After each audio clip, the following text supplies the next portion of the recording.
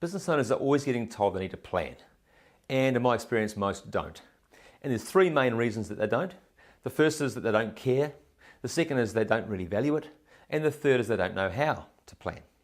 So those that don't care, they're probably high action people. They like to get going and never mind thinking about it first, and they might be doing all right. And if that's you, that's fine. Probably if you spend a bit more time thinking, you might realise a lot more of your potential, but look, while you're happy, keep it going. The second lot that don't really value it, probably because they've had a bad experience. Either it was too long-winded, too boring, or it felt like by the time you got to the end of the planning process, the world had changed and it was outdated. So that's just some poor instruction probably. And the third lot that don't know how to plan, well look, it's quite simple. Planning isn't a difficult process. Now there's all sorts of different sorts of plans. There's strategic plans, business plans, project plans, and there's action plans. But really, any sort of plan, if you're not planning at all, it could be on a napkin, will be a whole lot more valuable than no plan at all. And as long as it's motivating and it's clear where you want to go, then it's probably a great plan. So here's the parts of a plan that you need to put into it. The first is you want to get clear on the outcome you want. So where do you want to be? What do you want to see? What do you want to be doing when you get there that you can't do yet or you're not doing yet? And what do you want to be saying to yourself and how do you want to feel? Those are the sort of things you want to think about for the outcome.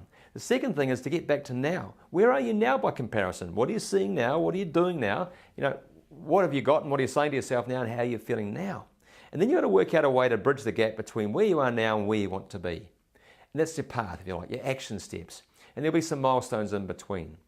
But the other thing you want to think about before you finish that plan is just what could come up that could get in your way. What barriers could there be on the path you've mapped that might slow you down or stop you from getting to where you want to go? And then build into your plan some way of getting around, up and over those and turning those barriers into hurdles.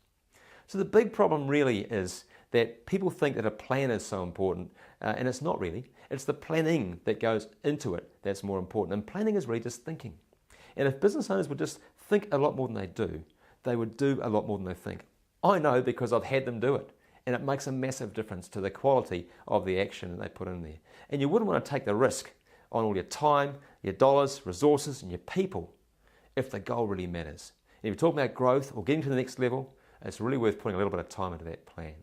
So in the coming week, how about you think about what you really want to achieve and put down a few ideas, even if it's on a napkin, because better thinking leads to a better business and a better life. All the best with that. I'm Jeff Knox. I look forward to seeing you again soon with another 2-minute tip for better business.